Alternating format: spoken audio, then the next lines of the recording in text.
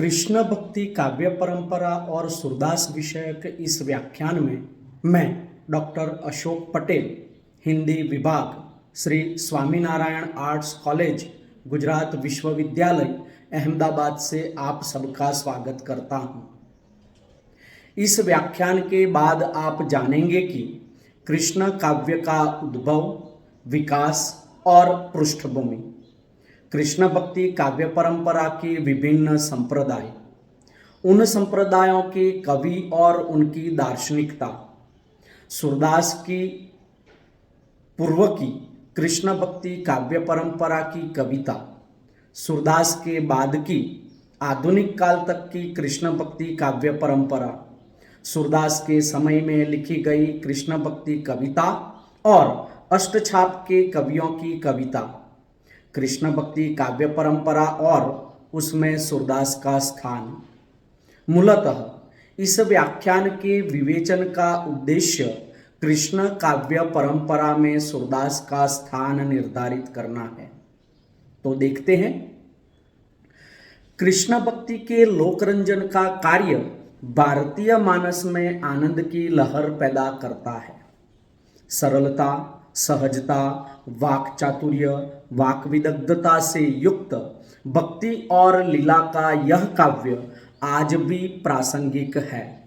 वात्सल्य, बाल लीला, माधुर्य, कांत, दास्य, सख्य आदि भावों की भक्ति और लीला का चित्रण इस काव्य को खास बनाता है।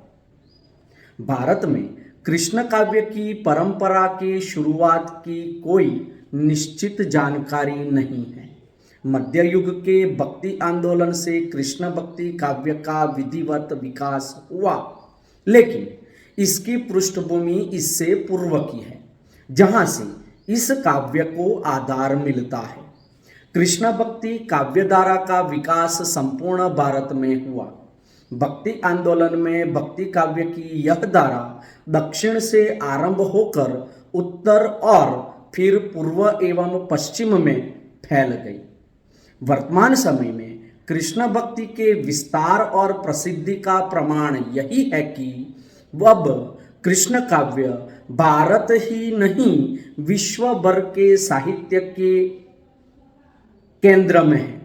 कृष्ण विश्व भर के साहित्य के प्रमुख नायक है, जिनको केंद्रित कर विश्व की विविध भाषाओं में काव्य सृजन हो रहा है, हुआ है। कृष्ण भक्ति का विस्तार भले ही भक्ति आंदोलनों के बाद हुआ, किंतु इसका आरंभ इससे भी पहले से हो चुका था। वैदिक साहित्य में कृष्ण का उल्लेख सबसे पहले ऋग्वेद में मिलता है। ऋग्वेद में कृष्ण का उल्लेख ऋषि या रचयिता के रूप में मिलता है। कृष्ण की चर्चा छांदोग्य उपनिषद में भी दिखती है। गत और महाउमंग जातकों में भी कण्ह वासुदेव की कथा है। बौद्धों की जातक कथा में भी इसका संकेत मिलता है। जैनों की तीर्थंकरों के समय भी कृष्ण विद्यमान है। पाणिनि के अष्टाध्यायी में भी वासुदेव कृष्ण का नाम मिलता है। वासुदेव कालांतर में कृष्ण ही माना गया है। आगे चलकर भागवत कथाओं एवं महाभारत के कृष्ण का रूप विकसित हुआ। महाभारत काल में वासुदेव कृष्ण राजनीतिज्ञ, योगी, लीला पुरुष एवं कृष्ण के रूप में रूपांतरित हो गया। कृष्ण के चरित्र की प्रतिष्ठा में सर्वाधिक योगदान श्रीमद् भागवत पुराण का है। कृष्ण भक्ति का सबसे बड़ा स्रोत यही ग्रंथ है। कृष्ण भक्ति संबंधित संप्रदायों की दार्शनिक मान्यताओं का आधार भी यही ग्रंथ है। कृष्ण भक्ति के उत्तरोत्तर विकास में कृष्ण चरित्र विकसित हुआ। यही परंपरा दक्षिण भारत में तमिल साहित्य में एवं बंगाल में चैतन्य महाप्रभु से लेकर मिथिला में विद्यापति तक पहुंचती है। सूर रचित कृष्ण काव्य पर विद्यापति की स्पष्ट छाप दिखाई पड़ती है। अधिकतर पदों के भाव भी समानार्थक प्रतीत होते हैं। भक्ति काव्य का आरंभ निर्गुण संत भक्ति काव्य में होता है, जिसका प्रसार सगुण भक्ति में हुआ। जनपदीय भाषाओं में जब राम और कृष्ण भक्त कवियों ने उनके चरित्र को काव्य में सृजित किया तो जीवन में नए उत्सव और उल्लास का स्वर संचारित हुआ। कृष्ण भक्ति काव्य का प्रसार तो इससे में सबसे अधिक व्यापक और सृजनशील है। दार्शनिक आधार की वैचारिकी पाकर भक्ति काव्य की कविता अधिक विकसित हुई है। प्राचीन पुराणों में केवल भागवत पुराण ऐसा है जहां गोपाल कृष्ण की कथा का वर्णन है, पर उसमें भी राधा की चर्चा कहीं नहीं है।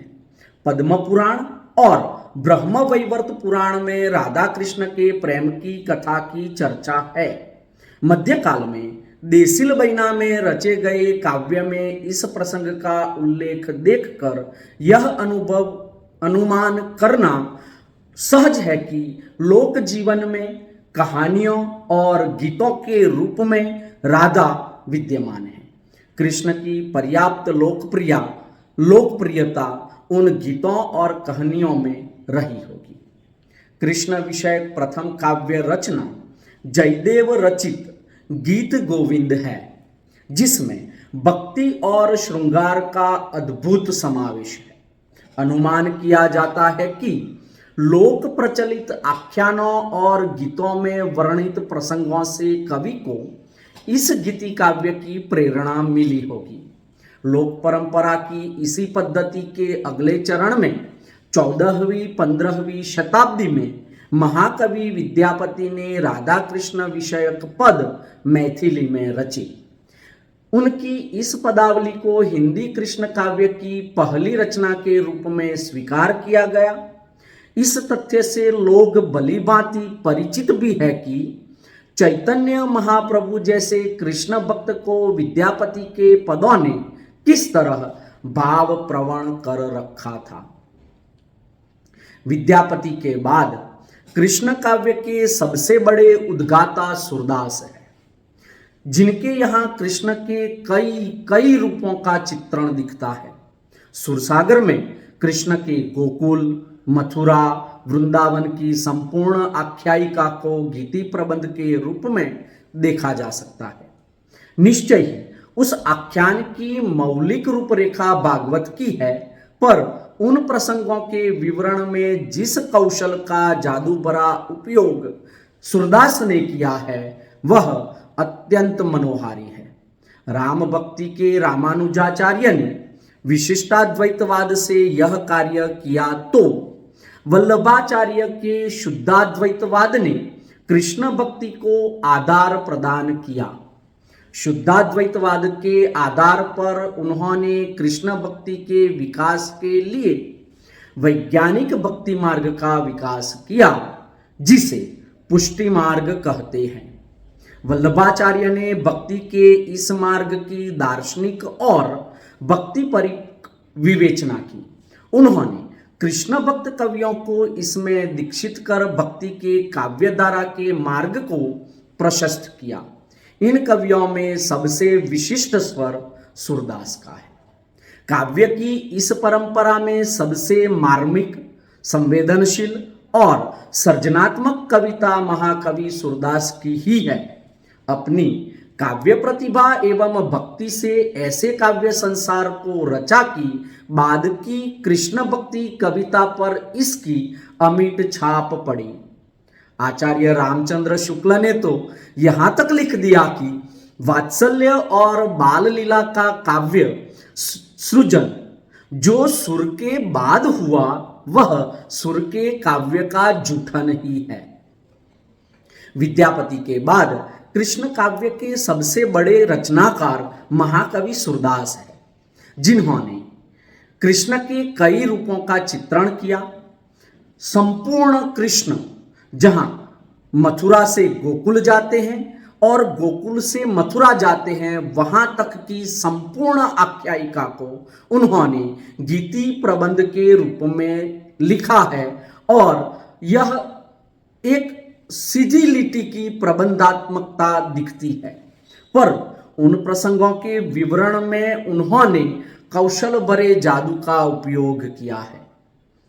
सुरसागर के संबंध में यह सामान्य मान्यता है कि मुक्तक पदों का संकलन होने के बावजूद यहाँ एक प्रबंधात्मकता है, जिसके विषय में मैंने पहले थोड़ा कुछ कहा।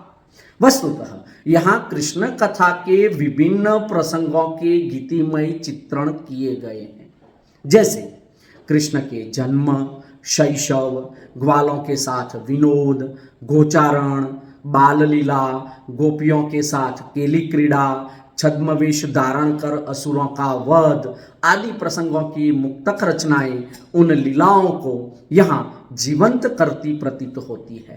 तथ्य है कि पुष्ट मार्ग के प्रवर्तक वल्लभाचार्य ने इनकी प्रतिभा का उपयोग अपने मत के प्रचार में किया। मान्यता है कि नंददास को छोड़कर अष्टछाप के अन्य सारे कवि सूरदास के स्पष्ट अनुसरण में देखे जा सकते हैं। वल्लभाचार्य ने शुद्धाद्वैतवाद में ब्रह्म और जीवन में अंतर स्पष्ट करते हुए ब्रह्म का सत, चित और आनंद, सच्चिदानंद स्वरूप का विवेचन किया। उनके अनुसार ब्रह्म में सत्य, चित्त और आनंद प्रत्यक्ष रूप में मौजूद होते हैं। ब्रह्म अपने इन तीनों रूपों का आविर्भाव और तिरोभाव करता रहता है। शुद्धाद्वैतवाद में अर्थात शुद्धाद्वैत का यह दर्शन भक्ति के क्षेत्र में पुष्टि मार्ग कहलाता है। पुष्टि भक्ति को भी उन्होंने 4 कोटि में विभक्त किया है। इस संसार में गृहस्थ जीवन बिताते हुए जो लोग भगवान की भक्ति करते हैं, उनकी भक्ति प्रवाह पुष्टि कहलाती है। भोग विलास से विमुख और विरत होकर ईश्वर का चिंतन कीर्तन करने वालों की भक्ति मर्यादा पुष्टि भक्ति कहलाती है। ईश कृपा पाकर भक्त बने लोग जब दोबारा ईश कृपा पाते हैं और ज्ञान के अधिकारी बनते हैं और फिर ब्रह्म के विषय की ज्ञातव्य बातें अपने प्रयत्न से समझते हैं, उनकी भक्ति पुष्टि पुष्टि भक्ति कहलाती है। पर जो ईश्वर के प्रति अमिट प्रेम के अलावा और कुछ नहीं करते, ऐसी भक्ति शुद्ध पुष्टि भक्ति कहलाती है।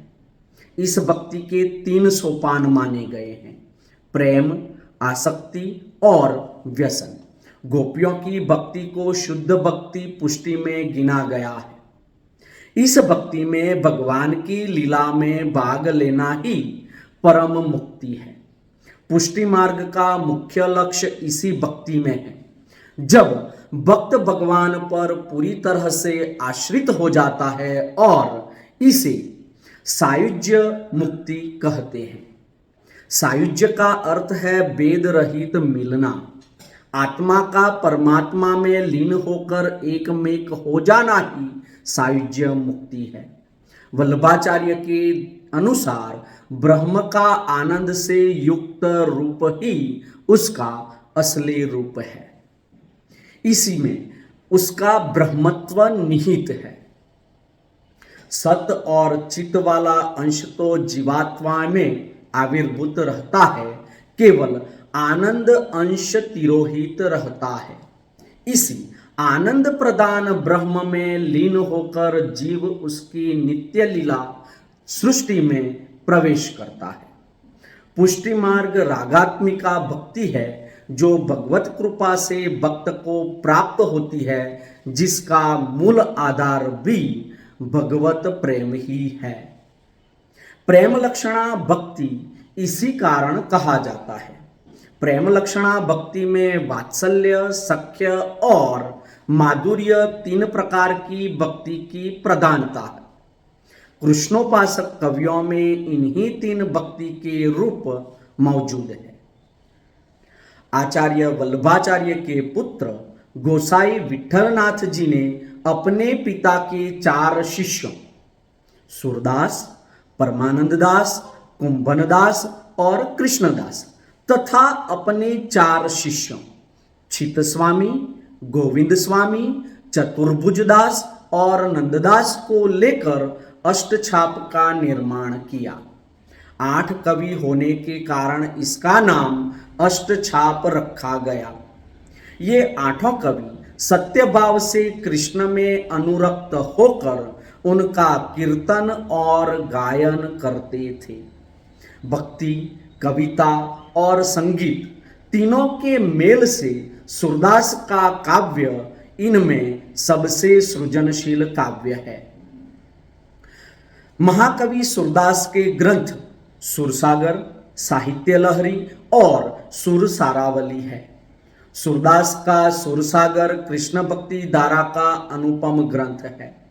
हालांकि इस ग्रंथ में वल्लभाचार्य के दर्शन और श्रीमद् भागवत के प्रसंग काव्य स्रोत के रूप में मौजूद है, लेकिन उन्होंने अपनी मौलिकता से सुरसागर में जिन नए दृश्यों और प्रसंगों की उद्भावना की है वह विरल है। भक्ति आंदोलन की सामाजिकता, लोक जागरण की चेतना और प्रेम की संवेदना से संयोजन किया है, वह सूरदास के काव्य को अर्थात सूरदास के भक्ति काव्य को श्रेष्ठ बनाता है और इसी श्रेष्ठता के मार्ग पर ही सूरदास ने अपने काव्य का सृजन किया है। वात्सल्य और श्रृंगार वर्णन के प्रसंगों को पढ़कर आचार्य रामचंद्र शुक्ल ने सही लिखा है कि सुर वात्सल्य और श्रृंगार का कोना कोना झांक आए हैं। भ्रमर गीत सार में सरदयता और वाग विदग्धता का प्रयोग सुर के कलात्मक वैभव का उदाहरण है। अष्टछाप के अन्य कवियों में परमानंद दास का काव्य उल्लेखनीय है। परमानंद दास सूरदास के बाद अष्टछाप के एकमात्र कवि थे जिन्होंने कृष्ण की तमाम लीलाओं से जुड़े पदों की रचना करने का प्रयास किया। परमानंद सागर और परमानंद दास के पद नाम से उनके काव्य संग्रह उपलब्ध है। उनके द्वारा परमानंद सागर में 1101 पद संग्रहित है। वात्सल्य, बाल लीला और वियोग का सृजनात्मक चित्रण उनके काव्य में मौजूद है। कृष्णदास कुंभनदास की भांति लीला से जुड़े पदों की रचना करते थे। उन्होंने लगभग 250 पदों की रचना की है। कृष्णदास की कविता में राधा कृष्ण का प्रेम, रूप सौंदर्य और संगीत तत्व का दर्शन होता है। कृष्णदास अष्टछाप में दीक्षित प्रथम कवि है। कुंभनदास को इष्टदेव कृष्ण के इतर किसी भी जन का यशोगान करना काम्य नहीं था। उनकी भक्ति मधुर भाव की लीला भक्ति थी। राग कृप द्रुम, राग रत्नाकर और संप्रदाय के कीर्तन संग्रहों में उनके लगभग 500 गीत संग्रहित है। उनके पदों का एक संग्रह कुंभनदास शीर्षक से भी मौजूद है। उनके पदों में जन्माष्टमी, गोवर्धन पूजा, गोचारण, भोग, प्रभु के रूप आदि का अत्यंत मनोहारी वर्णन है। नंददास अष्टछाप के कवियों में सूरदास के बाद तथा कृष्ण भक्ति काव्य परंपरा में महत्वपूर्ण कवि है। नंददास की अनेक रचनाओं का उल्लेख मिलता है, जैसे रूपमंजरी, विरह मंजरी, रस मंजरी, मान मंजरी, श्याम सगाई, भंवर गीत, रास पंचाध्यायी, सिद्धांत पंचाध्यायी, पदावली आदि। उन्होंने लौकिक और साहित्यिक विषयों पर भी रचनाएं की है। रसमंजरी, रास पंचाध्यायी और भंवर गीत इनकी प्रमुख रचनाएं हैं। सूरदास के भ्रमर गीत सार की भांति ही नंददास ने भंवर गीत में गोपी उद्धव संवाद लिखा है। उन्होंने अपनी रचना सिद्धांत पंचाध्यायी में कृष्ण और गोपियों की रासलीला का वर्णन किया है।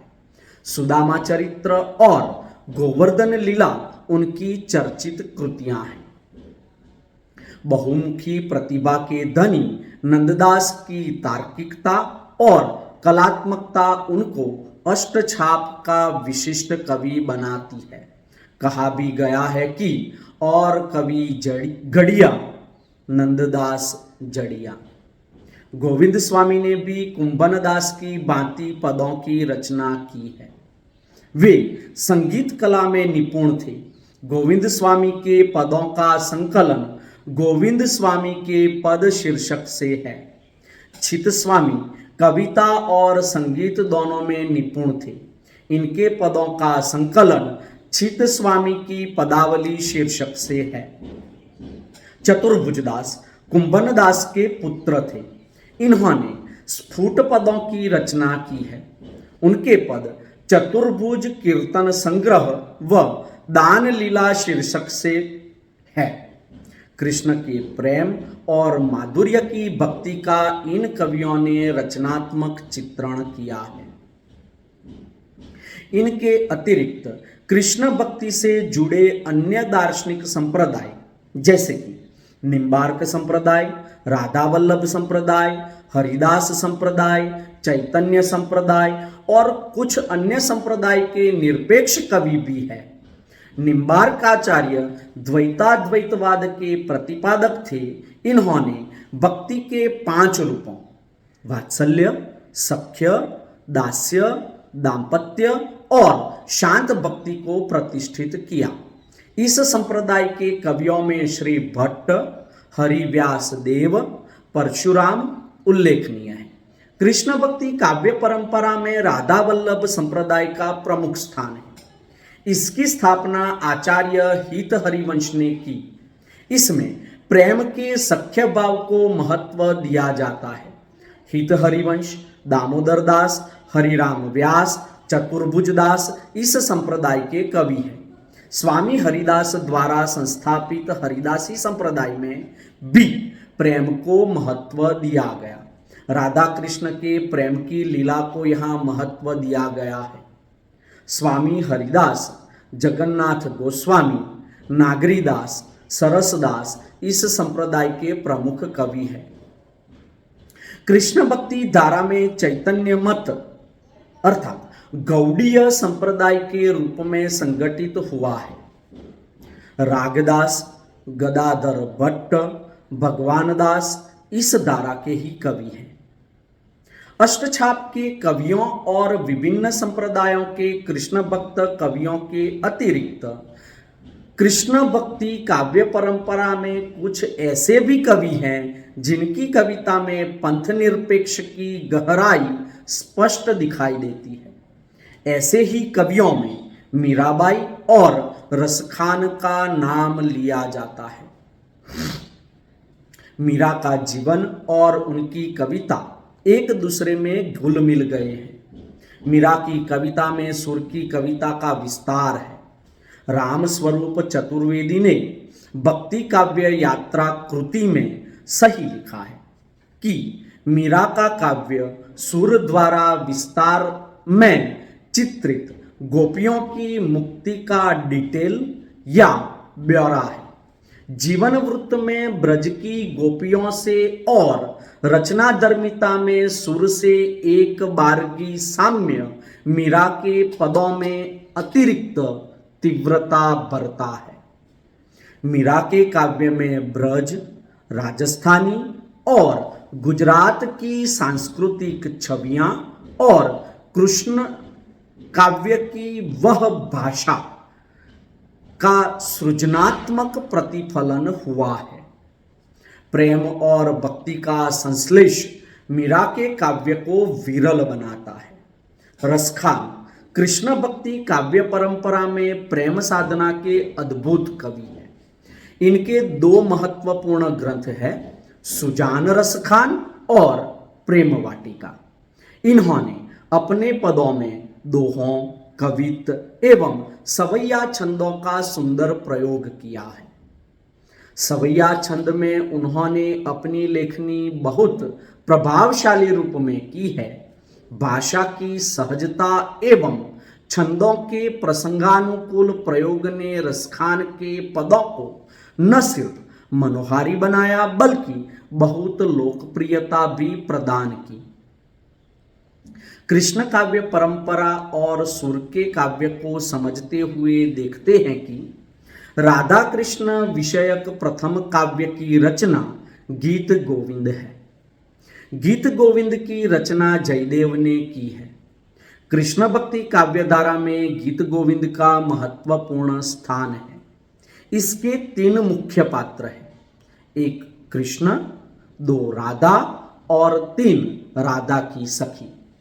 इसमें भक्ति और श्रृंगार का अद्भुत समावेश है। लोक परंपरा की इसी पद्धति में 14वीं शताब्दी में महाकवि विद्यापति ने राधा कृष्ण से जुड़े पदों की रचना मैथिली में की है।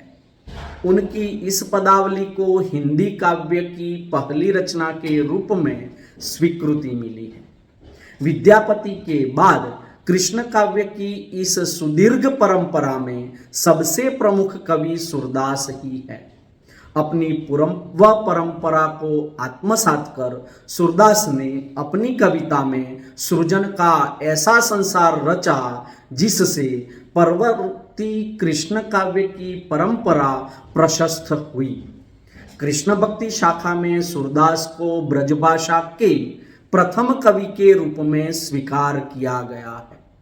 उन्होंने कृष्ण भक्ति काव्य में प्रेम, वात्सल्य और माधुर्य की ऐसी कविता रची कि इसकी व्याप्ति आज भी है। यहाँ कृष्ण के कई रूपों का चित्रण दिखाई देता है। सुरसागर में कृष्ण की गोकुल, मथुरा, वृंदावन की संपूर्ण आख्यायिका को गीति प्रबंध के रूप में देखा जा सकता है। उस आख्यायिका की रूपरेखा पर भले ही भागवत का प्रभाव हो, परंतु प्रसंगों का विवरण कुशलतापूर्ण है। सूरदास के यहाँ कृष्ण कथा के विभिन्न प्रसंगों का गीतिमय चित्रण किया गया है। कृष्ण के जन्म, शैशव, ग्वालों के साथ विनोद, गोचारण, बाल लीला, गोपियों के साथ केली क्रीड़ा, छद्मवेश धारण कर असुरों का वध आदि प्रसंगों की मुक्तक रचनाओं का चित्रण मनोहारी है। इन सभी प्रकार के चित्रणों के पद आज भी कृष्ण मंदिरों में हम सुनते हैं। यही सूरदास के पदों की विशेषता है, लोकप्रियता है और उसकी चिरंजीविता है। आचार्य रामचंद्र शुक्ल ने सुर की कविता के विषय में सही लिखा है कि जयदेव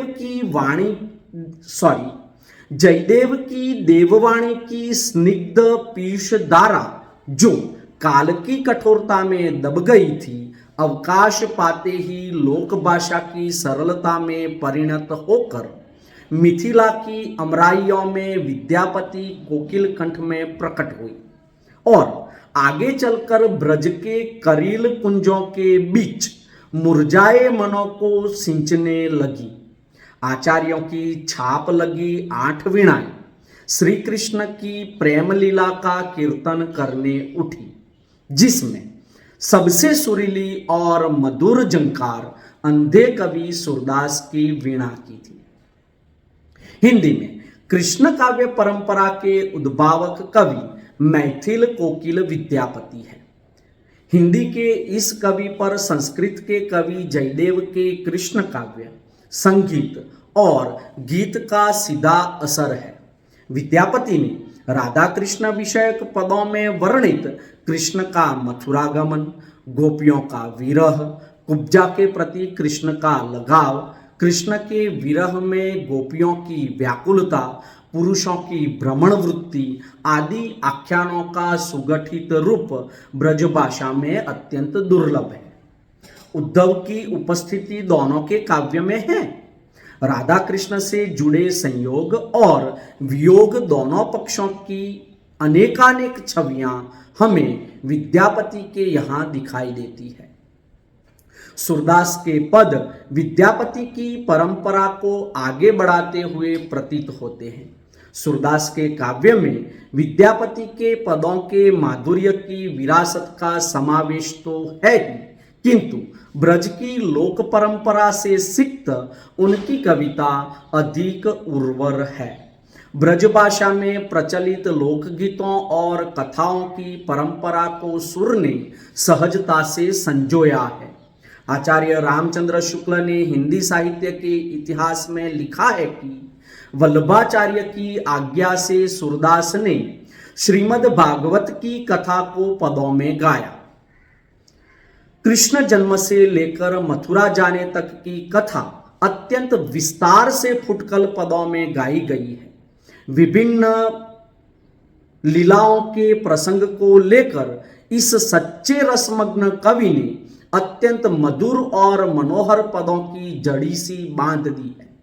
यह रचना इतनी प्रभावशाली और काव्यपूर्ण है कि आगे होने वाले कवियों की श्रृंगार और वात्सल्य की युक्तियां सुर की जूठी सी जान पड़ती है। अतः सुर सागर किसी चली आई हुई गीत काव्य परंपरा का चाहे वह मौखिकी ही रही हो, पूर्ण विकास सा प्रतीत होती है। सूरदास के काव्य विषय या सूरदास के कृष्ण काव्य की शास्त्रीय परंपरा, ब्रज का लोक जीवन और लोक संस्कृति का अवगाहन कर कृष्ण काव्य का संसार उन्होंने रचा है। वात्सल्य, बाल लीला, माधुर्य भाव के भक्ति काव्य द्वारा सुर ने कृष्ण काव्य परंपरा को जिस ऊंचाई तक पहुंचाया है वहां तक दूसरा अन्य कोई कवि नहीं पहुंच सका। सूरदास के साथ और उनके बाद कृष्ण काव्य की प्रशस्त और दीर्घ काव्य परंपरा है। गोसाई विठलनाथ जी द्वारा संयोजित अष्टछाप के कवियों में सुर के साथ साथ सभी परमानंद दास, कुंभन दास, कृष्णदास, गोविंद स्वामी, छित स्वामी, चतुर्भुज दास और नंददास है। इन कवियों ने ब्रजभाषा में कृष्ण भक्ति और लीला का अद्भुत गान किया है। हालांकि अष्टछाप के सारे कवियों का काव्य महत्वपूर्ण है, लेकिन सबसे विरल स्वर सूरदास का ही है। उनके बाद नंददास की कविता को उनके वाक्चातुर्य और सहृदयता के लिए याद किया जाता है। भक्ति काव्य की मार्मिक अभिव्यक्ति एवं प्रेम का प्रतिरोध मीराबाई के काव्य की विशेषता है। समर्पण, संवेदना और सहृदयता से सिद्ध मीरा के पदों में कृष्ण भक्ति का सुंदर रूप है। कृष्ण के प्रेम की संवेदना से मीरा ने प्रतिरोध का ऐसा संसार रचा जो स्त्री कविता का विरल संयोग है। मीरा की भक्ति में निर्गुण एवं सगुण दोनों रूपों के दर्शन होते हैं। मीरा का काव्य गहन जीवन अनुभूति से संपृक्त काव्य है। गिरधर गोपाल के एकनिष्ठ प्रेम में पगली मीरा तमाम सामंती व्यवस्थाओं के समक्ष एक चुनौती के रूप में खड़ी होती है। उनके पदों में गुजराती, राजस्थानी एवं ब्रज भाषा का मिश्रित भाषा रूप दृष्टिगत होता है। कृष्ण काव्य भक्ति धारा में इन कवियों के साथ जिनकी कविता में कृष्ण भक्ति का वैभव विकसित हुआ, उनमें नरोत्तम दास, गोविंद स्वामी, हरिदास और हित हरिवंश के नाम भी प्रमुख है। रसखान कृष्ण भक्ति काव्य परंपरा के संप्रदाय निरपेक्ष कवि है। उन्होंने कृष्ण प्रेम की उत्कट और उदात्त छवि की कविता की है। रहीम, ध्रुवदास, सुंदरदास, धर्मदास, रसिकदास भी इस परंपरा के प्रमुख कवि हैं। इन कवियों पर भी सुर की कविता का सीधा असर है। रीतिकाल में भी कृष्ण भक्ति एवं लीला से सिक्त कविता प्रचुरता से रची गई है। ग्वाल, देव, मतीराम, बिहारी, पद्माकर और गणानंद की कविता में कृष्ण काव्य की समृद्ध परंपरा विकसित हुई है। कृष्ण काव्य की लीला का मनोहारी चित्रण रीतिकालीन कवियों ने किया है। सदानंद की कविता तो ब्रजभाषा में प्रेम और समर्पण की मर्मस्पर्शी कविता है। आधुनिक काल में कृष्ण भक्ति का काव्य अनवरत चलता रहा। भक्ति काल के कवियों की तरह आधुनिक काल में रचे गए कृष्ण काव्य में भाव और संवेदना की वह गहराई नहीं थी, लेकिन खड़ी बोली के समानांतर ब्रजभाषा की अंतिम दौर की यह कविता कृष्ण काव्य का आधुनिक पक्ष है। भारतेंदु की कविता में प्रेम और भक्ति की संवेदना है। द्विवेदी युग में तो ब्रजभाषा का कृष्ण काव्य आधुनिक काल का सबसे सृजनशील स्वर है। सत्यनारायण कविरत्न, जगन्नाथ दास रत्नाकर की कविता में तो भक्तिकालीन कृष्ण काव्य के कवियों जैसी गहराई और उत्कटता दिखाई देती है। रत्नाकर का उद्धव शतक कृष्ण काव्य परंपरा का अंतिम सबसे महत्वपूर्ण काव्य ग्रंथ है। छायावाद में जयशंकर प्रसाद ने भी कृष्ण भक्ति काव्य परंपरा में ब्रजभाषा की कविता लिखी है। कृष्ण और राधा के प्रेम पर द्विवेदी युग के बाद के कवियों ने कम लिखा है, और लिखा भी है तो उसमें भक्ति का अभाव है। उदाहरण के लिए नई कविता धारा के कवि धर्मवीर भारती के खंड काव्य कनुप्रिया को ले सकते हैं, जिसमें राधा कृष्ण के प्रेम को आधार बनाया गया है। लेकिन यहाँ राधा की चिंता आधुनिक स्त्री की चिंता है। खड़ी बोली में लिखा गया अयोध्या सिंह उपाध्याय हरि औध द्वारा रचित प्रिय प्रवास आधुनिक काल का सर्वश्रेष्ठ उदाहरण है। हरि औध ने कृष्ण चरित्र से संबंधित अनेक रचनाओं का प्रणयन किया है। प्रिय प्रवास, कृष्ण शतक, प्रेमांबु प्रवाह, प्रद्युमन विजय और रुक्मणी परिणय उनकी उल्लेखनीय रचनाएं हैं। हरि औध ने अपनी रचनाओं में कृष्ण की महत्ता और गोपियों की विरह वेदना के चित्रण पर विशेष ध्यान दिया है। प्रिय प्रवास खड़ी बोली का पहला महाकाव्य है। इसमें कृष्ण को नवीन परिवेश में प्रस्तुत किया गया है। यहाँ कृष्ण मानवता के आदर्श है। कृष्ण को आधुनिक और वैज्ञानिक दृष्टिकोण से भी देखा गया है। कृष्ण काव्य परंपरा में सूरदास ने कृष्ण के लीला रूप, सौंदर्य और प्रेम का जैसा चित्रण किया है वह सबसे सृजनशील स्वर है। सरस, सरल संगीत के साथ कृष्ण केंद्रित वात्सल्य, बाल लीला, भ्रमर गीत में जीवन की संवेदना और उत्सव विद्यमान है। कृष्ण काव्य परंपरा में सुर का काव्य प्रतिनिधि काव्य है। इस विषय में आचार्य शुक्ल का कथन सही है कि उन्होंने बंद आंखों से वात्सल्य और श्रृंगार का जो चित्रण किया है वह कृष्ण काव्य परंपरा का कोई और कवि नहीं कर सका। कृष्ण जीवन के विविध प्रसंगों का चित्रण करते हुए सूरदास की काव्य दृष्टि की सहृदयता और वचन विदग्धता देखते ही बनती है।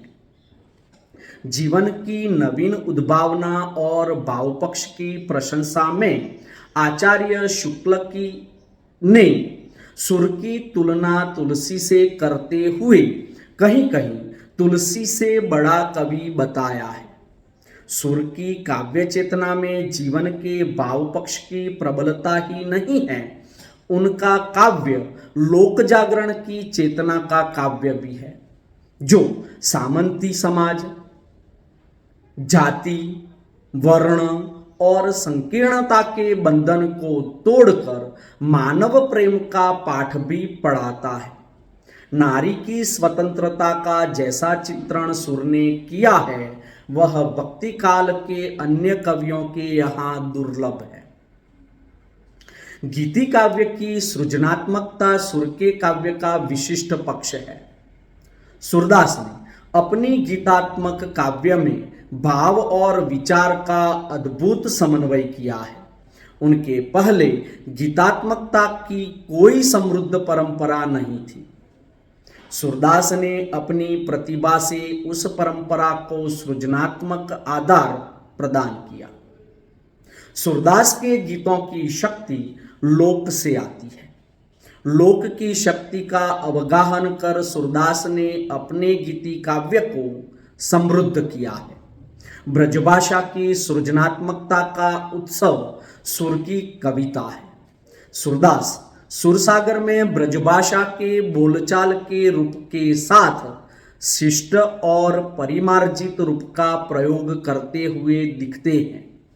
लोक से काव्य भाषा का स्रोत ग्रहण कर उसमें मुहावरों, लोकोक्तियों का प्रयोग कर अपनी कविता को प्राणवान बनाते हैं।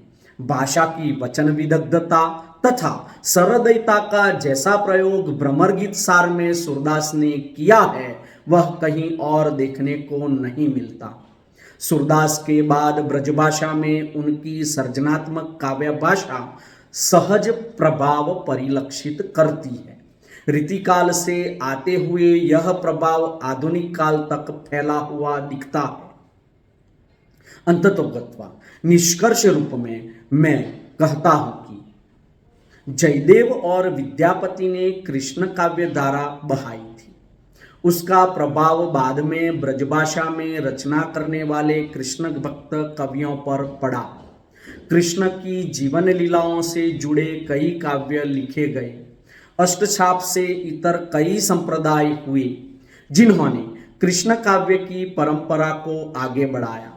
कृष्ण भक्ति को विकसित करने वाले संप्रदायों में शुद्धाद्वैतवाद, पुष्टि मार्ग, राधा वल्लभ संप्रदाय, हरिदासी संप्रदाय, निम्बार्क संप्रदाय और चैतन्य संप्रदाय के प्रमुख कवियों ने अपनी कविता से इस परंपरा को समृद्ध किया। किंतु फिर भी कृष्ण काव्य परंपरा में सूरदास का स्थान ही सबसे विशिष्ट है। सूरदास का वात्सल्य वर्णन, बाल लीला चित्रण और भ्रमर गीत भक्ति काव्य की उपलब्धि है। वियोग वर्णन में उनकी सरदयता और वचन विदग्धता अद्वितीय है। सूरदास के काव्य में ब्रज की संस्कृति और समाज की सफल अभिव्यक्ति हुई है। गोचारण संस्कृति का चित्रण सुर के काव्य की विशेषता है। ब्रजभाषा का समस्त सृजनात्मक सौंदर्य सूरदास के काव्य में समाहित हो गया है। सुरसागर एक श्रेष्ठ गीति काव्य भी है। इस प्रकार सुर की कविता का भक्ति, रीति और आधुनिक काल के कवियों पर सहज प्रभाव ढूंढा जा सकता है। अस्तु।